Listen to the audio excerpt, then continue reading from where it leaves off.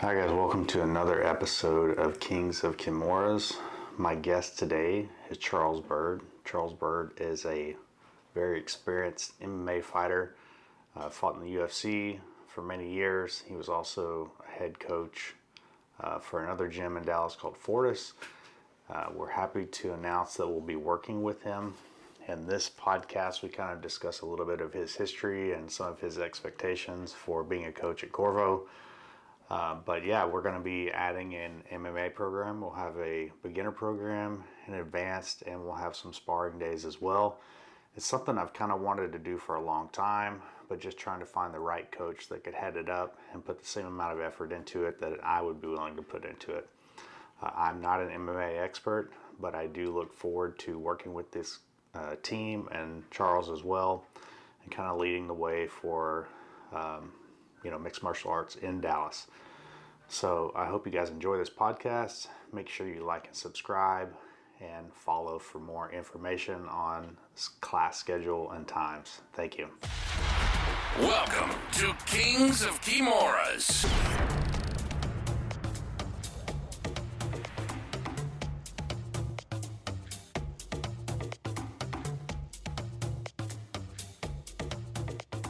All right, guys, welcome to another episode of Kings of Kimuras. I'm here with Charles Byrd, and we did this before. I think the biggest thing that I've learned in this podcasting space is that whatever will go wrong will absolutely go wrong.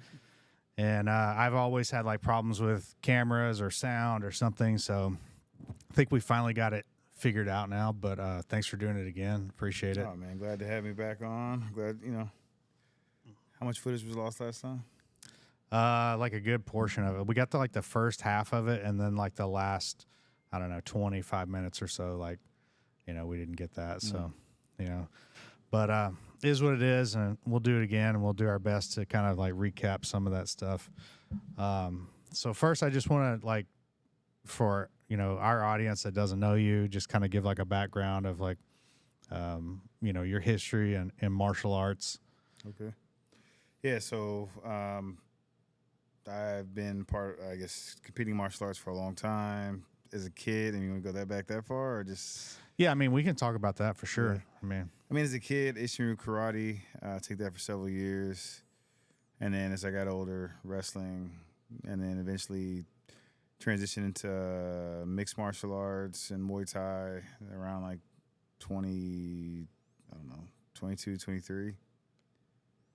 And has been doing that ever since. 42 now.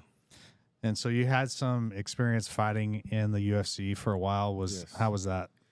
That was a good experience. Got signed to the UFC around 2017, and then eventually stopped fighting altogether around 2020. But yeah, it was a great experience. So I was thinking about some questions from the last time that we talked into now. And, I guess one of the big questions I want to know is how much harder is it to get into the UFC now than when you were in it? I think now it just depends on how you, I think it's definitely more difficult now because I feel like the talent and just the evolution of the sport has increased tremendously. Guys are learning things a lot quicker and are able to apply those things in the fight a lot faster than before, part of that old school, I guess you could say second or third generation of the newer, well-rounded style of mixed martial arts. We still had specialists in the beginning where one guy was really a grappler, one guy was a really good striker. But now it seems that, everybody has to be good at everything. You got to be tough. You got to know how to strike. You got to know how to grapple at a high level. And I feel like that makes it definitely a lot harder to reach that top level. Yeah, in my mind, one of the most recent, or I guess I should say during a time period that I was heavily watching UFC. And of course, I'm a jiu-jitsu guy, so I've always rooted for those jiu-jitsu guys to get in there. But I remember watching Damian Maia versus Anderson Silva, and it was so clear that if you didn't have the ability to dictate where the fight took place, right, that you were probably going to lose that fight, because Damian had no ability to take him down. That's good. And after that, he made those adjustments and he became like a much more well-rounded fighter. But I feel like because he had dedicated so much of his life to that aspect of ground grappling, that it was, you know, at the top level, it was like very difficult for him to catch up to those guys. No, that's true. Yeah, after that Silva fight, he definitely did improve his wrestling, because I remember the fight with him and Chael. And he threw Chael, and I was like extremely shocked that he did that. But you can tell he definitely went back to the drawing board and definitely added those missing pieces to his game. And I think at one point he even was out there. I think at the tail end he was out striking some guys too. Right? Yeah, he was. So now you said you moved on to coaching athletes, and I'm assuming, you know, by what you were saying about more of these guys are coming into the fight game now that are well-rounded. That's the approach that you take with it. Yes. Yeah, that's the approach that I take. And the other thing is this, like, now you got kids that are now transitioning from little, like, you know, teenagers that are now making their, you know, adult transition into fighting, that have been doing it for, like, you know, a long time. And are very, very well prepared and been under the same coaching and you know, what's called I'm looking for. This is the same upbringing. Like, they've had the same coach, they've had the same style, they've worked with high level wrestling from an early age, high level striking, high level grappling. So that makes it very, like I said, it makes the stakes very higher, and the competition is very sharp. Yeah, I'm even seeing some guys in, you know, like the jiu-jitsu community now. Like one comes to mind for sure is Cody Steele. You know, I remember watching him as like a young athlete competing at, you know, local events and stuff, and he's decided to make that transition into fighting MMA. And you know, he decided like pretty early on in his MMA career that, you know, he had to make that adjustment and move to a camp that really had that more well-rounded instruction, you know. Yeah, where was he at originally? He was in Austin at Fight Factory, which is, you know, like the Tackets and stuff are from that same gym. And I think he had like a couple MMA fights out of that gym, and I know they had like a more of like an amateur MMA program, but the coach down there, jiu-jitsu coach, is like very knowledgeable. But, you know, when it comes to like getting in there and like dealing with strikers, you know, that's a completely different aspect. And he realized it instead of, you know, I guess like some people make that mistake of like not seeing it early enough to make that adjustment. Yeah, 100%. I mean, even there are still some guys now that are somewhat specialists. Like, you know, if the fight gets in that particular situation on the ground, or, you know, like, you know, they can take over and control the fight and win. But I mean, I think I've seen his last fight. I mean, he's pretty good. He's tough too.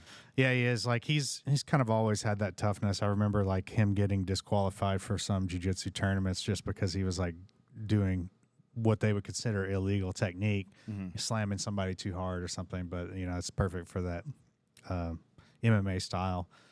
You know, another one comes to mind. I don't know the athlete's name, but I want to say it's a 125 or 135 in the UFC for men's. Is there a 125? Yeah, there is. So it was a title fight. I guess the champion's from Houston area, and he fought a guy from a guy from Japan. Yeah, Taitsutara. Yeah, and you know, Ty is like very tough. I give him credit for that, and he took a lot of damage in that fight.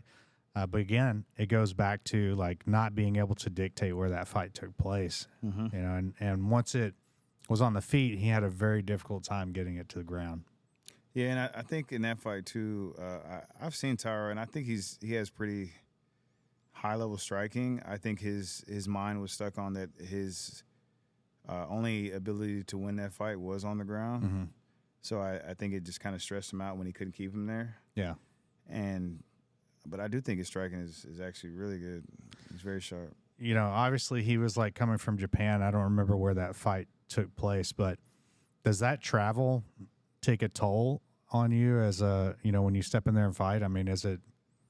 I mean, it really depends. Yeah, like if these, you know, these say China or the UFC hasn't been to Japan, but China, Dubai, that have like that 15-hour flight, you know, 16-hour flight, you have to definitely get there early enough.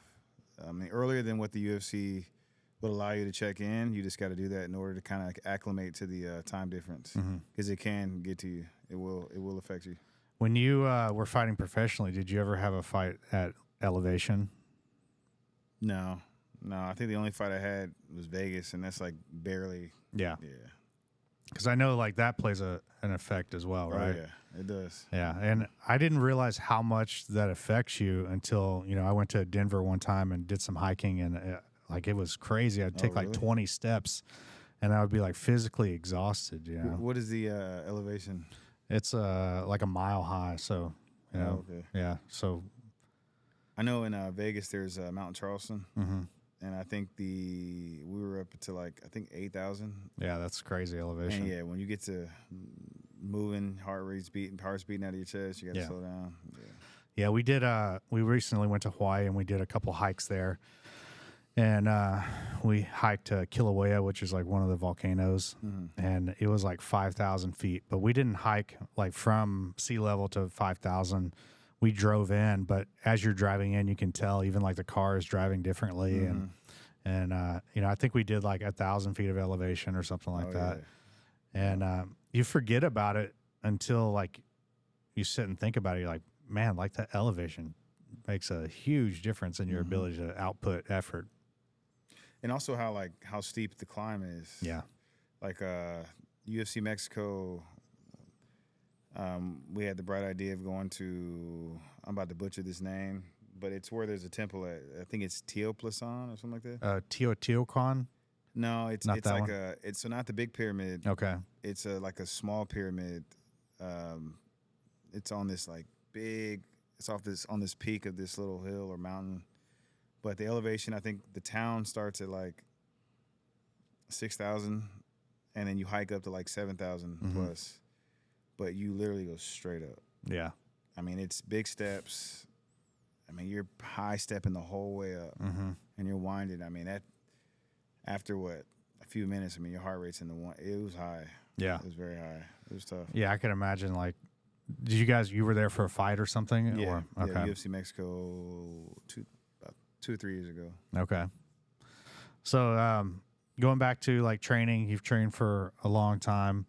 Is there any one aspect of training that if you're talking to like a young individual that is like has a goal to be a fighter, where's the first thing that you would start? Because like I think that, if we're talking like kids under 10 years old, I don't think like a mixed martial arts program is probably like right for them, especially with, striking and stuff. But what would you say, like, in your opinion, is the best base to start with? The best base is the base that allows you to have very good balance. Okay. So if you're more inclined to grapple, I mean, wrestling, right? There's some guys that develop that as far as just in jiu-jitsu. Boxing is one, and there's more time. Just whatever allows you to develop a good awareness of where your feet are and your balance is. The fight starts on the feet. But if you can keep it there, you're in a good position. If you can control somebody else's balance and get them on the ground, then you're in a great position. So it's like whatever allows you to kind of really understand what your balance is. I feel like that's the number one thing. Yeah. We work with a lot of little kids, start at like 3, 4, 5 years old. And my mindset has always been when working with them that you are teaching them jiu-jitsu, but it's more of like how to control their body, and we do like a limited number of days, and parents are always like, what's something else that I can put my kid in? And I always recommend gymnastics. Some form of like, I call it like body control sports where you have guys that are like break dancing or rock climbing or something like this. Every time that I've had somebody come in that has a background like that, whether it's gymnastics, rock climbing, or dancing or something, those people advance so much faster than some guy that's like done a team sport, Yeah, it's so funny. Saxon used to say something, and it was pretty funny. But what he would say is like he would always associate with, black guy dance, good fighter. And he would say like, white guy, he's like can't dance. Yeah, which is not true, but he would always make that reference, Right. And that's 100% true. You see, like the Russians and their system, they require their kids to go and do gymnastics or the Ukrainians, like Lomachenko, they had to do the traditional folk style dancing to learn how to keep their feet underneath them. So yeah, I agree 100%. Like even me as a kid, I grew up breakdancing and tumbling and never like officially in gymnastics, but anybody that knows me, I've always been the type to tumble after practice and stuff like that. So yeah, I think that's a great base. Yeah, I had a kid one time, and he actually turned out to be a really good student. His dad was like an elite level tennis player, and this kid, from like an early age, had always done just like super crazy sports. He rode BMX, and this is way back in like the Dave Mirra days. And at 4 years old, he held the world record for the highest vertical jump on a 10-foot vert ramp. On a bike? On a bicycle. Oh, damn. And he had never learned to run or anything. So when he came to me, he must have been like 6. And the first time I had him like do some sprints and move around, he ran like he was riding a bicycle. It was like that pedaling motion, And it took a little while to like break him of that. But the kid had amazing balance from like riding that bicycle for so long. So before he was 6, that's when he did that? Yeah. Yeah, he 20-foot vert ramp? A 10-foot vert ramp. Yeah. And that's still high. Yeah. No, I definitely wouldn't be riding a bike on a 10-foot vert ramp. And he was sponsored by Red Bull and stuff too. This kid was like really good. And recently I was talking with the dad, and they're living out in Long Beach, California now. He's training. I guess there's some former heavyweight Russian from the UFC that's like teaching grappling out there. And, it's a Russian guy, so it's like it's not easy at all, Yeah, I'm sure. But I'm glad to hear like he's back into training, because he took some time off and focused on academics. No, he doesn't do anything, like none of that. He did jiu-jitsu for a while, and then after jiu-jitsu, he decided to get into parkour, and did that for 4 or 5 years or something, and then just focused on academics and did really well in school. And now that he's graduated, he's back to doing some type of finding something he wants to do. Okay. Yeah. So talk a little bit about, you and I have had these conversations about starting an MMA program here at Corvo. And, like initially you came in, you trained a little bit, you've sent some fighters and stuff over here to us. And, we had some talks and like came to the decision that, I feel like it would be a good fit for both of us to work together. So, what is like your kind of goal overall with that? My goal is to provide world-class training that can produce world-class athletes. And I'm sure you agree, you're the same way. Yeah. I know the grapplers that come out of this your dojo, and that's what I want to provide. And yeah, I'm excited. I'm very excited for that. I think with your grappling expertise and just the level of training that is here, I think with the stuff that I've been able to attain fighting and and coaching over the years, I think it'd be a great fit.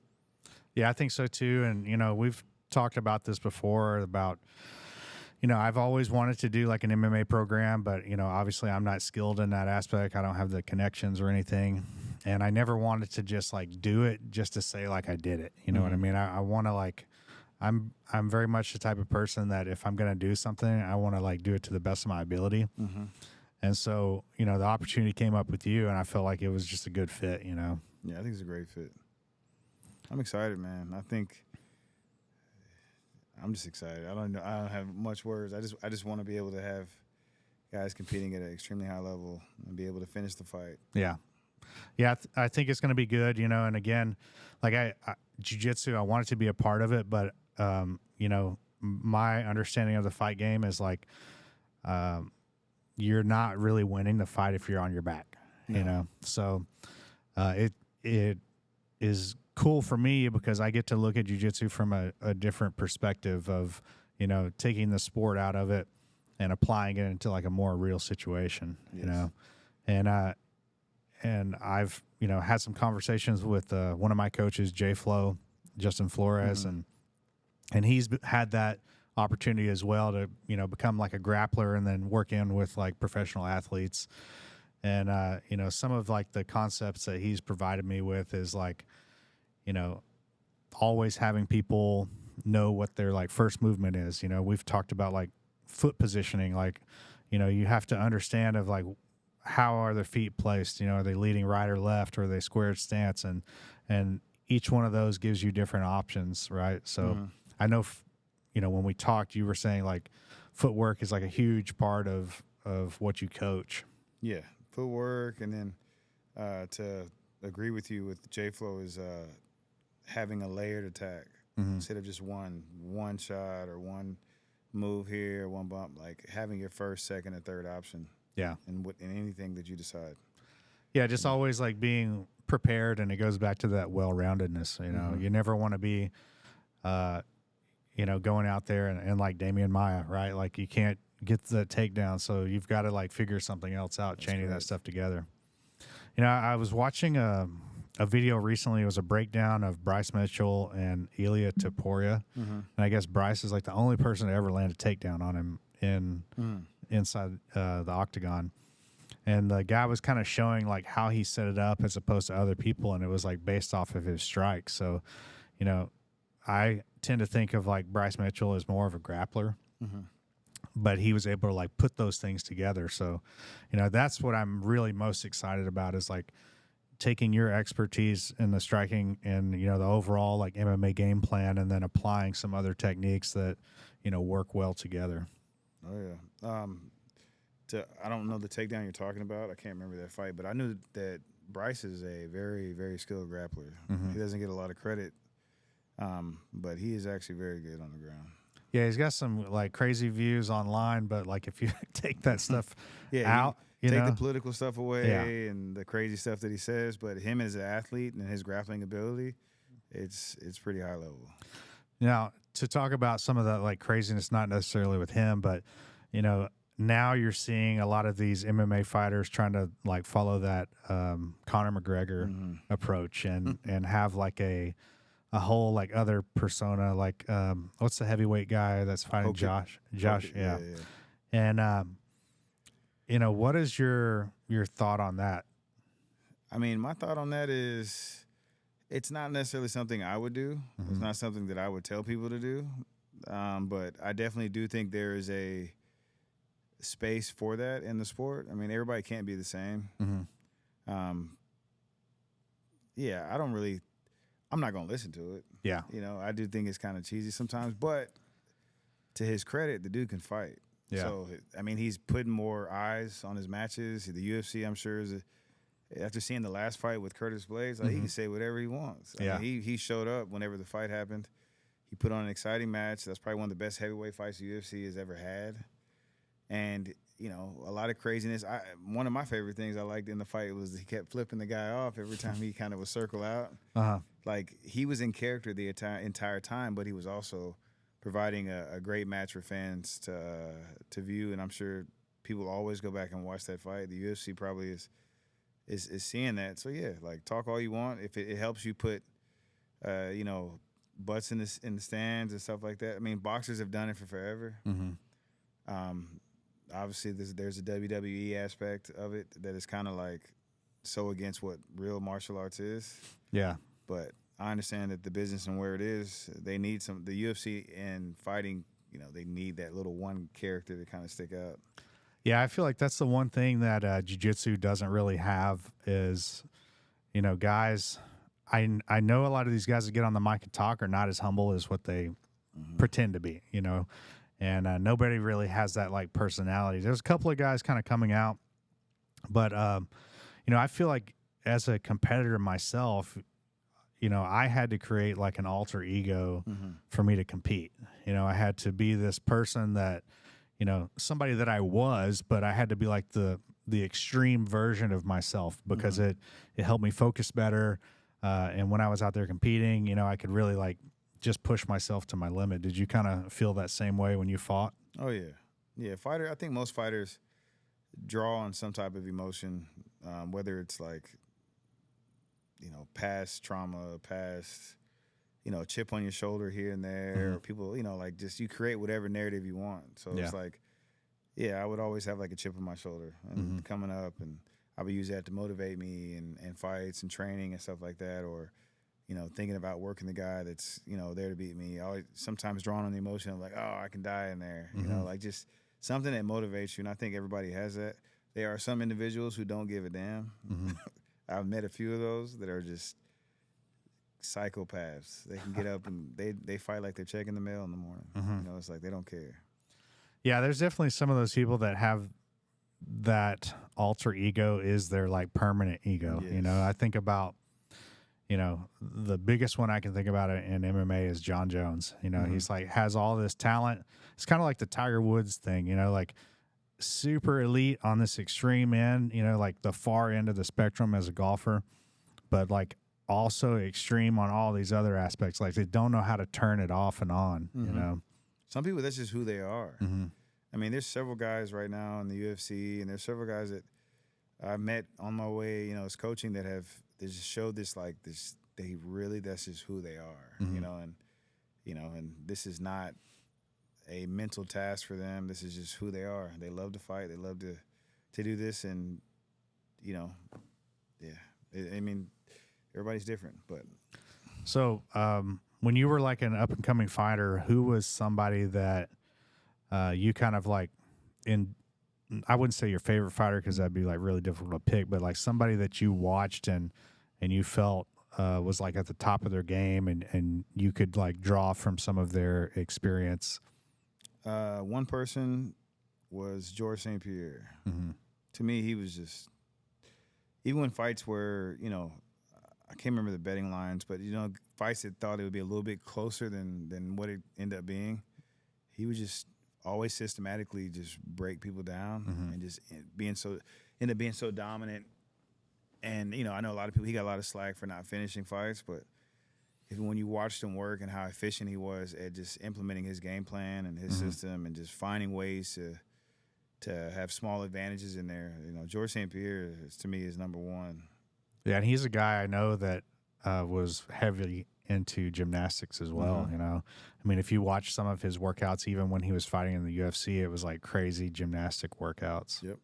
He was an innovator to a lot of that newer age, instead of just the old school, you know, dungeon training. Like he was definitely stepping out of that realm and introducing things like the gymnastics and the different strength and conditioning workouts he used to post. And, you know, even now, he's not even fighting. I saw some video with him and Mighty Mouse, and he's like on the sled thing with the feet thing. Like, So now that guy is a lifelong martial artist, even after being a champion. He can tell that's just who he is. Now, as a coach, you know, I think a big part of it is like managing some expectations, but also like managing output. How do you prevent an athlete from overtraining themselves? Knowing the athlete, I feel like that's something that through time I've had to learn. With just being able to work with different styles and just different personalities, just knowing who they are and knowing what kind of fighter they are fight night. You can always be able to adjust a training camp to that. You do have your baseline, which you want to make sure you're hitting and what you're getting from the fighter, but everybody's different. And some guys are gamers, some guys aren't. Some guys need to be pushed hard in the gym, some guys don't. If you have a fighter you know is going to go forward, you don't want them taking a lot of damage because you know that's their natural ability. They're just going to go. You have somebody who's a little bit more timid on the back foot. Maybe they start slow. Well, you got to be able to kind of, you know, put a little pep in the step or give them different things that allow them to be first and not wait. So, I mean, it's just, but every fighter is different. But I think overall, if you have a baseline format of how you train, using phases and knowing when to peak at the right time, I feel like that's always a good recipe for success. Yeah, I've heard some athletes talk about tracking their resting heart rate. You know, like if they have a hard training the day before and they wake up the next morning and their resting heart rate is elevated, that they do like a lower intensity workout that day. Is that anything that you work with? You know? I mean, not all the way down to the science of the heart rate. No. Yeah.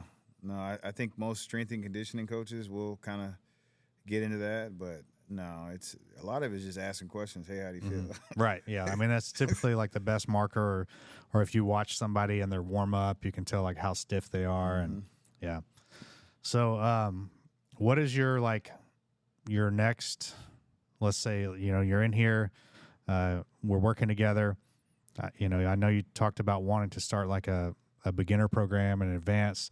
Where do you kind of see that moving into? You know, like let's say we start a beginner program. Like, what is your end goal with that beginner program? My end game with that is to be able to develop some type of like competition team where we can utilize the things and the training and guys that progress through that system. They can eventually go out and start testing themselves and just getting out there and seeing what is working, what's not working. You know, competition always, and that's from the young kids to the adults. Anybody that wants to compete, I'm definitely here.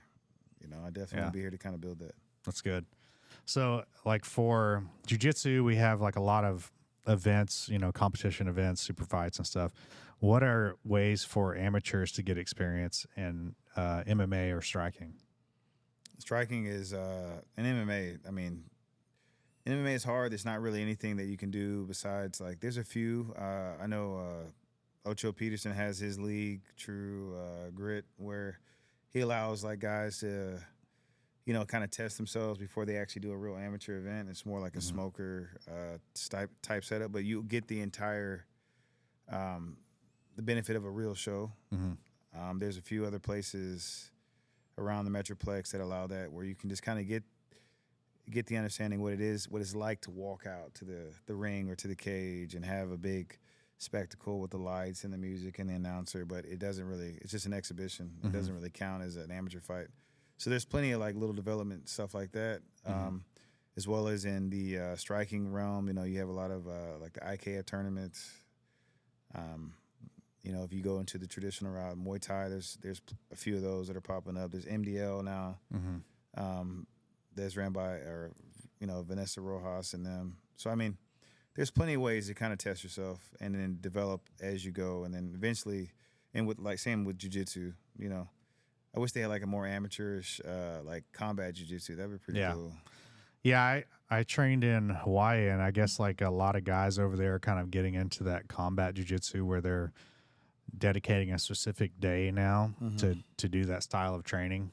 And you know, I think that would be like really cool to be able to get something like that here. Oh yeah, are they wearing gloves or no gloves? I don't think they wear gloves. They don't wear gloves? Yeah, that would be. I mean, I think that would be. They're great. Just using like open hand slaps. Open hand slaps? Yeah. Yeah, that'd be great. Yeah. I've seen some finishes with the open hand, like guy palm strike down. You seen that? Yeah, there's a guy out of Austin. I'm like missing his name. He was like B team, whatever their team is called now. Damian Anderson, I think. Oh yeah, I've met that guy before. So he finished a guy with strikes from above. You know. I wonder if that was him that I saw. Was it like palm? And yes. He was like straight down on top of the guy. Yeah. I've seen that clip. Yeah, he's transitioned over to MMA now too. Nice. Yeah, I heard he's really good. Yeah, his grappling is really good. Yeah, he's good. Yeah. So, you know, as an amateur, you know, you have the opportunity to like fight in a cage and in a ring. How different are those two atmospheres to fight in? I mean, obviously the ring, there's no barrier. You can go right through it. I fought both. I mean, definitely prefer the cage. The cage is a weapon all in itself if you know how to use it. If you know how to use the wall, say if I'm a wrestler, you know, there's very good, these D1 wrestlers that are just know how to just pin you there and keep you there. Yeah.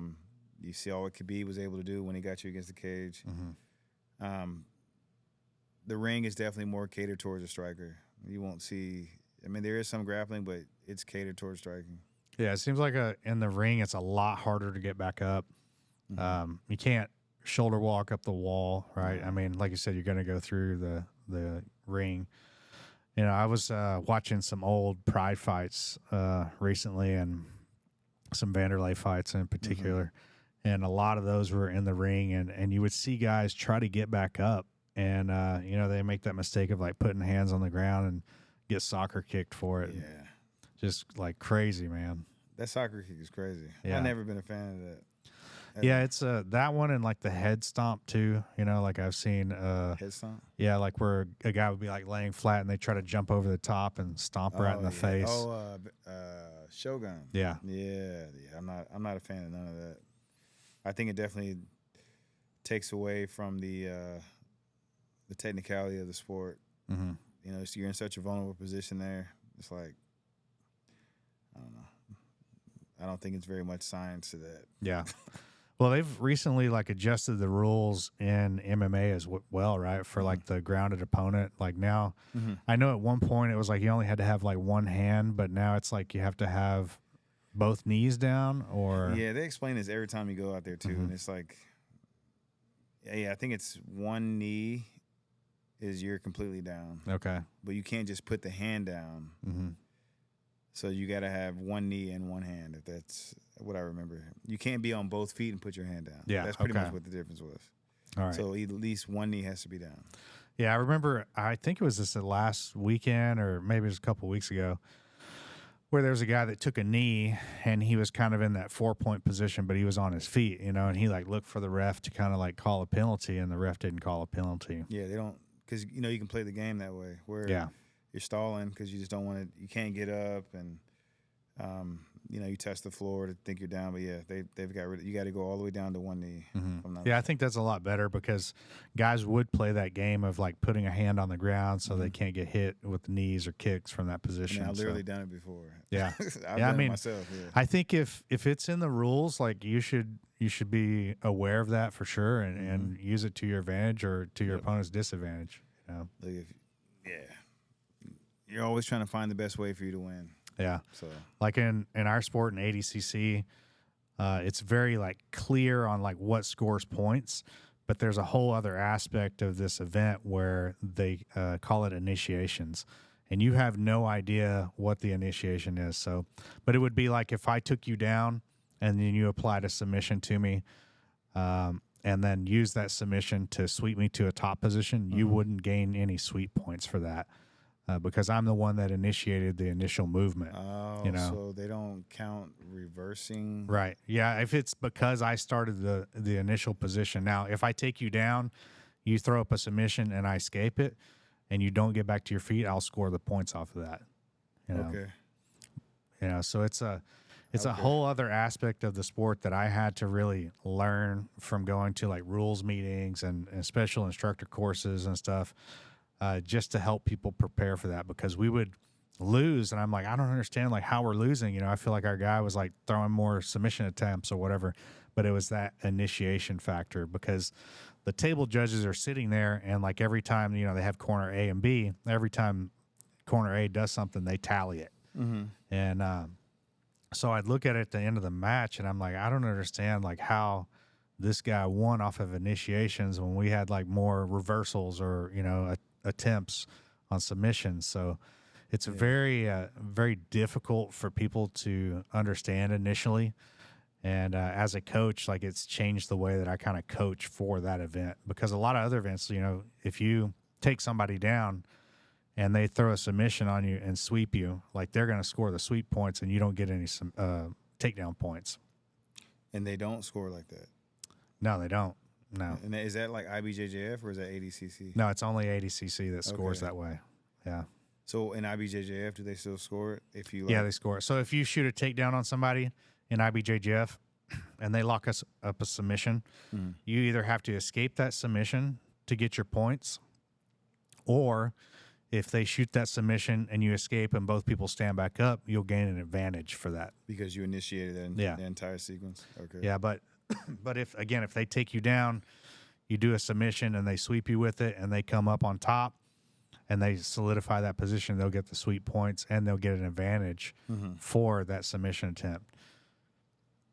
So is ADCC, is it geared towards more finishing sequences? Yeah, I'd say it's geared towards more finishing and action. Okay. That's the biggest thing that they want. You know, they'll give stalling calls much faster than any other event. If you're mounting someone or you're on their back and you're not doing anything, you'll get a stalling warning for that. They won't give you a penalty until like a certain amount of stalling warnings. But if you're just like holding that position, like they're going to force you to make something happen. Okay. Which I think is great, because there's a lot of tournaments out there that kind of like reward the guy for getting to a dominant position and then just not seeking the finish. You know?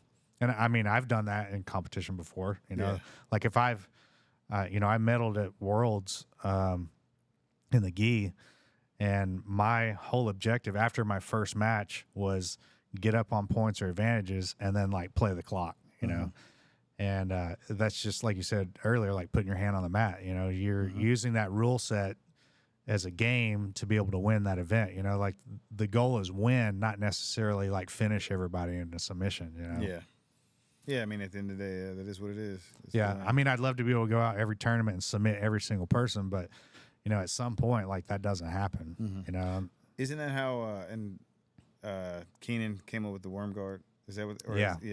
To like kind of just slow people down. Yeah, and they like adjusted the rules against him, where now like if you get a position like that, you only have 30 seconds to move before they'll give you a penalty for like stalling there. Oh. So, you know, the unfortunate thing with jiu-jitsu is like when people innovate, they throw other rules in, and so it's like going the route of judo, in my opinion, where judo got so many rules that now it's like people are less likely to want to go and compete in that and even like train in it, you know, because it's like in judo, there's very few options to compete. You know, there's like an international judo federation. If you want to compete, you have to be a member and compete in that. Where jiu-jitsu has a lot of different options, but I do see people less likely to compete in IBJJS because of how much they've changed the rules. I mean, as to be a black belt affiliated with them, because, you know, I get my like certificates and stuff through them. I have to do a rules course every single year. And there's always like 15 new rules that they've modified or added every year. And if I don't stay up on that stuff, you know, like I just don't know it, you know, like it's not like I get an email. It's like, hey, we changed this rule. It's like they put it up on their website. And if you're not going and reading it and kind of like looking, what were the rules last year? What's changed? You won't even know. So you kind of have to do those rules meetings. What would cause the rules to change that much and that often? Stuff that happens in matches, you know, a lot of it is like